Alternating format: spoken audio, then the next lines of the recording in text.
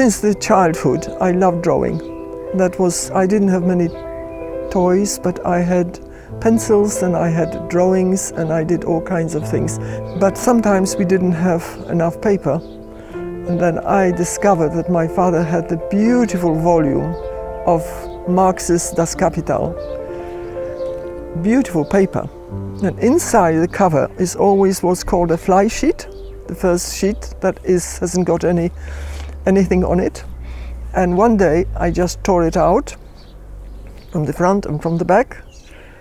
And that's the only time in my life that I got beating from my father.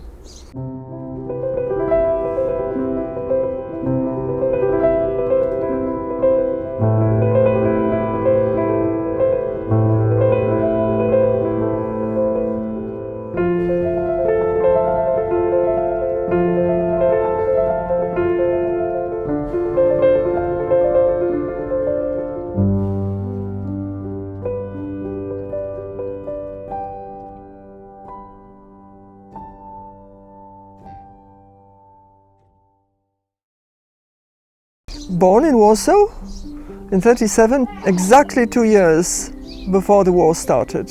And that actually, the fact that I was born on that day was important for the rest of my life. Because at the same time, another lady gave birth to a girl, Mrs. Zawicka. The war came, the Warsaw was burning. Eventually we had to move out. My parents lost the house, but both my parents stayed incredibly positive. I think that's something I inherited from my parents, the attitude that you look forward and you do the best and you continue and you build a new life. My mother was a very, very special person and played a great role in my upbringing, but she was a very spiritual person, very literal person, spoke 5 languages. Since the Second World War, she suffered greatly from the horrors of the war, and I think that she became very much centered on her spiritual life, but at the same time she made sure that everything was done for her family. So she was very much living a kind of double life, and I think that to me, she is a wonderful, huge person, and this is kind of, I guess, the idea of myself. And I call it meditation because I think that when I looked at that painting, it actually put me in the spirit of meditation. I think that's what it means to me, and that would be very hard for me to get rid of that painting or pass it on to somebody, because it can't possibly have the same meaning as it has to me. I will now jump from the time where the war ended and we moved to Bydgoszcz. From Bydgoszcz we moved to Gdańsk, where my father became head of the department at the Polytechnica there. And I tried to go to the Polytechnica and to study my father's subject. But I've discovered that I'm absolutely no good at sciences. So it's the color, always the color, the shape, the form, composition that interested me. So I ended up in the Academy of Art, and I absolutely love doing it. Hello. Hello, Magdaleno. How are you, my dear? Yes, I'm fine, thank you. Yes. The conversations connect with the person, time of the conversation, the length of the conversations, and with my feeling about the person, my relationship with the person. Well, we will talk about it. Shall we talk about this? Yeah? Okay, bye. Bye-bye. Magdalena. It finishes when the conversation finishes. How many of these would you say you have, roughly? About 1,000 or over 1,000. This one is talking history with my cousin in Poland. Well, I mean, that is a very complex, very slow, and if I couldn't do any more, then I would take another piece and continue. This is my daughter Barbara, winter time. And I think she must have been talking how cold she was, because immediately it came as a figure completely wrapped up with thick boots. And then came my 22nd birthday, and suddenly my mother said to me, "Would you like to go to London? Because the lady who gave birth to the little daughter in the clinic in Warsaw is inviting you." During the war, this lady, Mrs. Zawicki, with her little daughter, was taken to Russia, as many, many women were. The terrible winter which was there and terrible hunger meant that a lot of women lost their children, and that little girl died. So Mrs. Zawicki had no daughter. She was now in London with her husband, who was in the army. She said she would have liked to see what her daughter would have looked like. So would I like to come and visit them? I was only allowed to study something that they didn't have in Poland at that stage.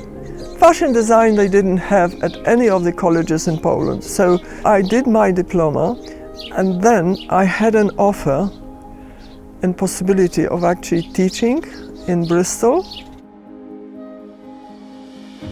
This was the period when I came in '98 to London, and I got rid of my car, and from then on I was actually using public transport wherever I went.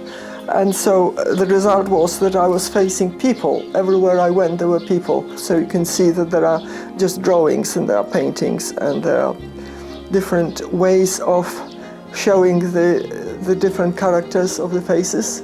I think the main thing for me was to get the most important essence of each face, because every face represents a different person in a different way, and I found this absolutely fascinating and tremendously involving. So I went on for a long time doing nothing but faces.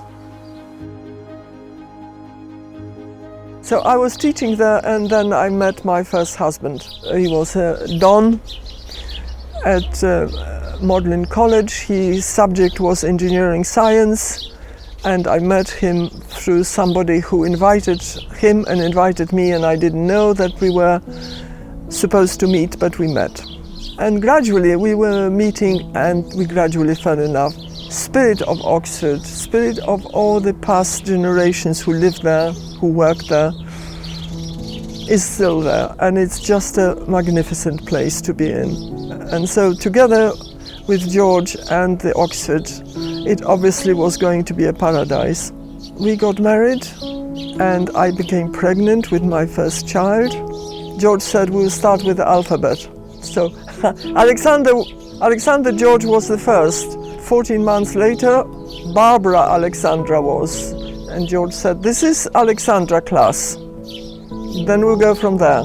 When I came to Oxford, George was very, very insistent that I don't forget my art, and I did do some drawings, some paintings, but very much representational, and had a couple of exhibitions in the Playhouse, in the Union House, and so on. So when the children came, it was quite obvious to me that that is priority number one, because I have a very strong feeling that children don't ask themselves into this world.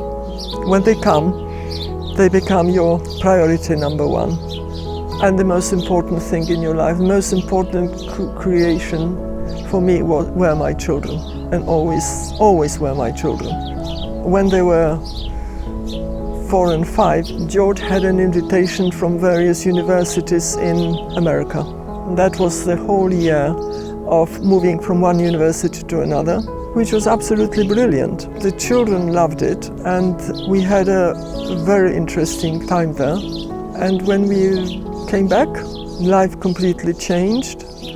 And 2 years later, George suddenly developed coronary, and my children were 5 and 6, and he died overnight. So I suddenly was a widow with 2 children, little children. And that was probably one of the great shocks of my life, because I absolutely didn't know what to do. it was such a devastation for me. Every death of my husbands and then my partner Godfrey, when they died, they did generate a series of paintings and drawings. I think that is another one generated by departure of people I loved. I think that's important for me to actually express the sadness.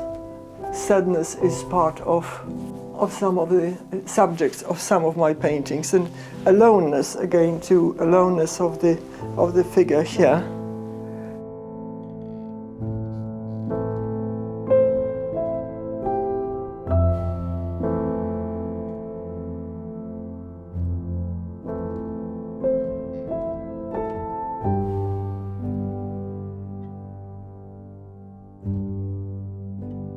There is a lot of work that I've done with the subject of music, and this is one of the big paintings that I did of people listening to music, playing their instruments and so on. So music is important part of my life.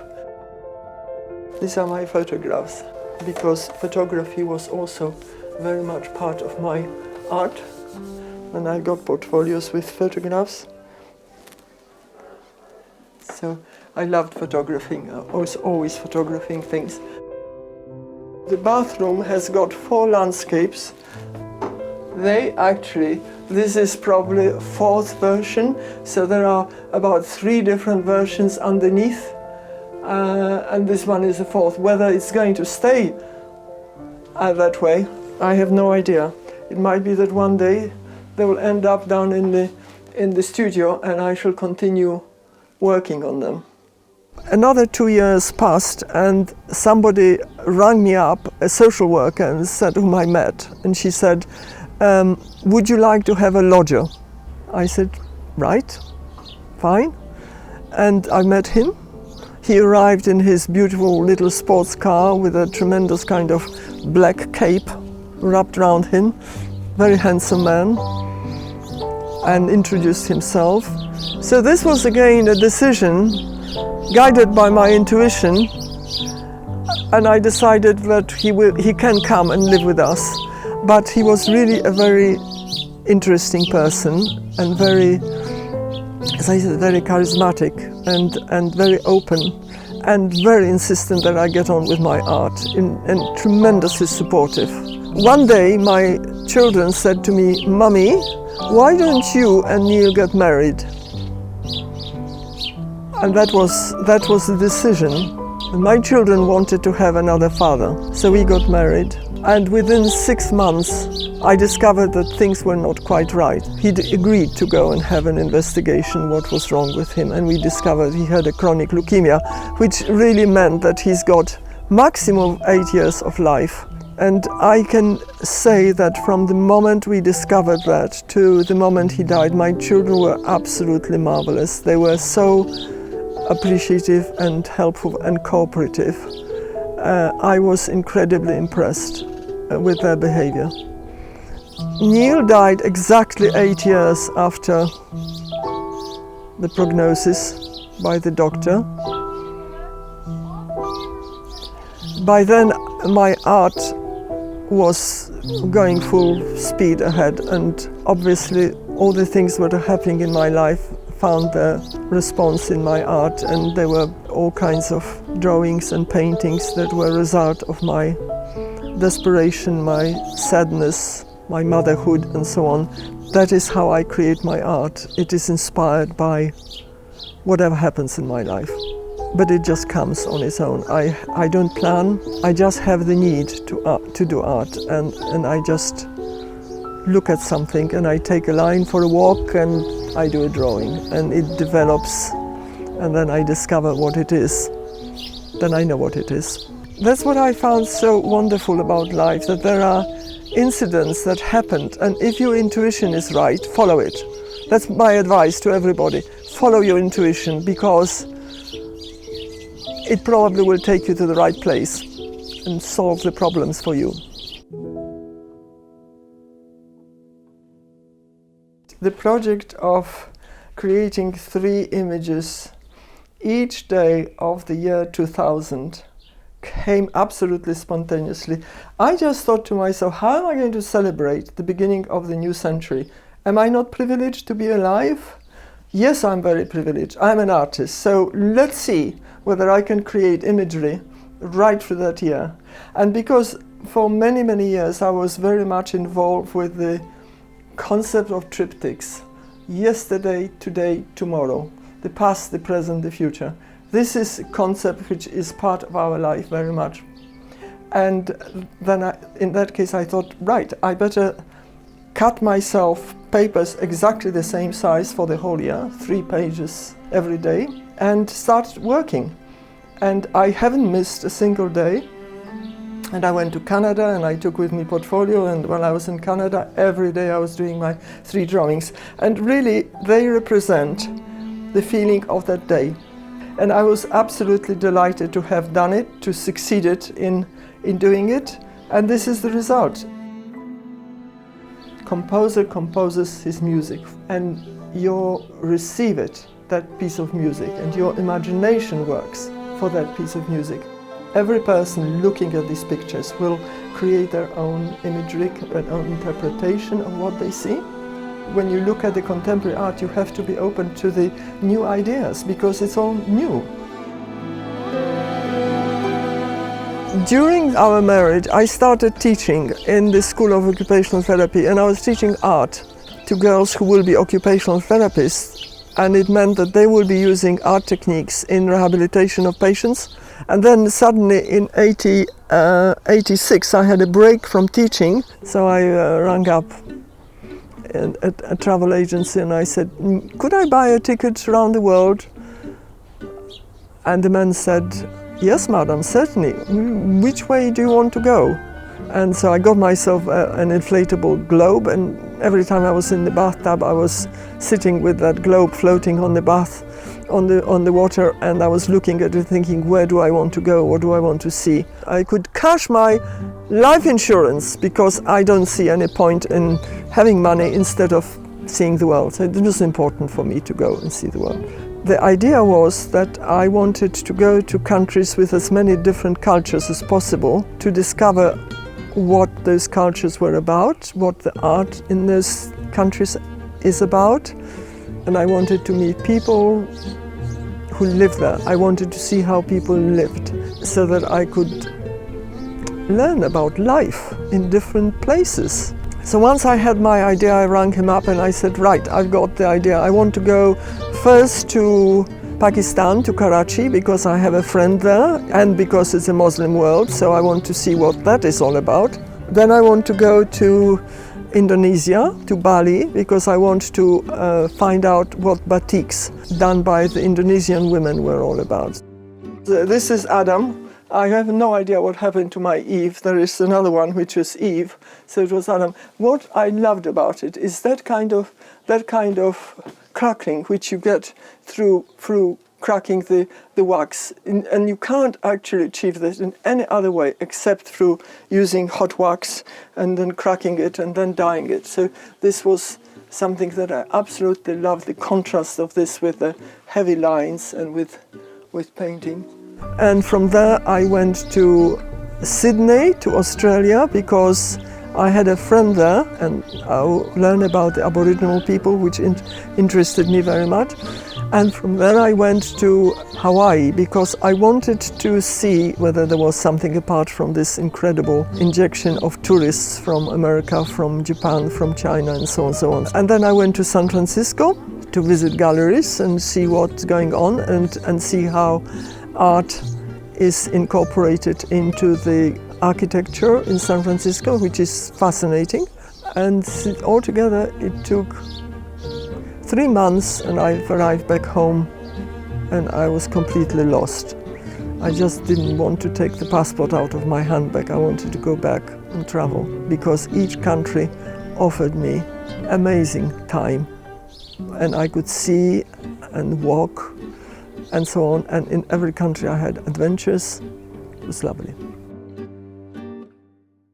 Quite a few of my works are connected with the subject of planet of our planet, and this is the cry of our. This collage is called a cry of our planet, because I feel that we are destroying our planet.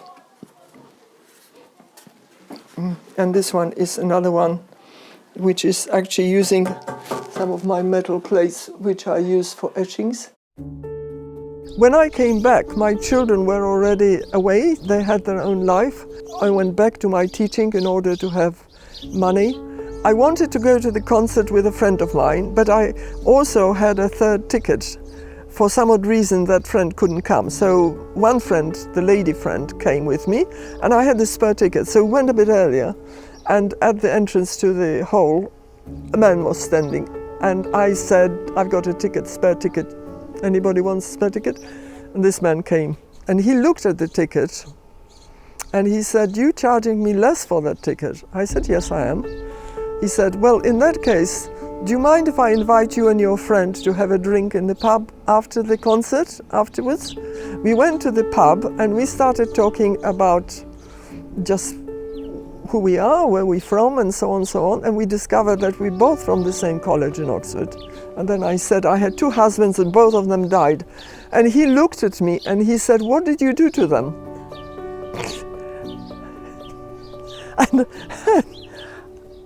And truly speaking, I just roared with laughter, because nobody ever asked me and had that sense of humor. What did you do to your husbands? And they both died. We became friends. We went to concerts. We met at the college, and it was quite obvious that we were very happy together. I was determined not to get married again, and I told him I will not get married again, and he accepted that. But we had 25 years together, and 25 years of a tremendously wonderful, deep love and understanding and sharing of things that matter to us. Nature was important to both of us. My art was important to him, so he would take me to exhibitions and take my work to exhibitions and help me to set up shows and so on. So he was a wonderful partner. I think I had a lot of ideas, and I wanted to find a market. And again, I found it extremely difficult. I guess possibly it's impossible for an artist to actually market herself.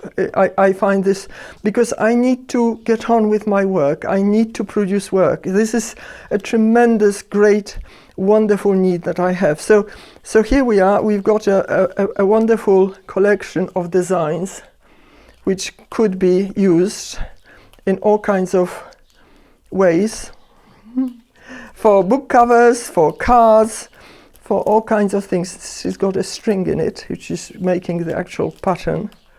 I think that this was my choice, that I was not producing art for sales, for market. I was producing art which was reflecting my experience of life. People I met, experiences I had, that what my art was going to be all about. It's a different part of my life now, completely different. But I'm looking back at my art and I'm trying to remember what it was like and how was it that I created that art. You know, what made this art? What moods, what occurrences, what happenings? And I have to look through this and then look at the titles, and then memories come back. But art kept my sanity. It was my life, saw me through all the tragedies and all the difficulties, and I don't think I could live without it. It was just as important as my children. Children always came first, but art was extremely important to me, and it just had to go, had to develop, had to go on being part of my life.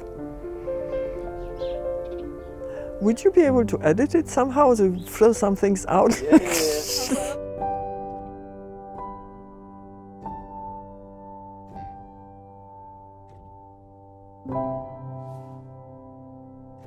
Yeah.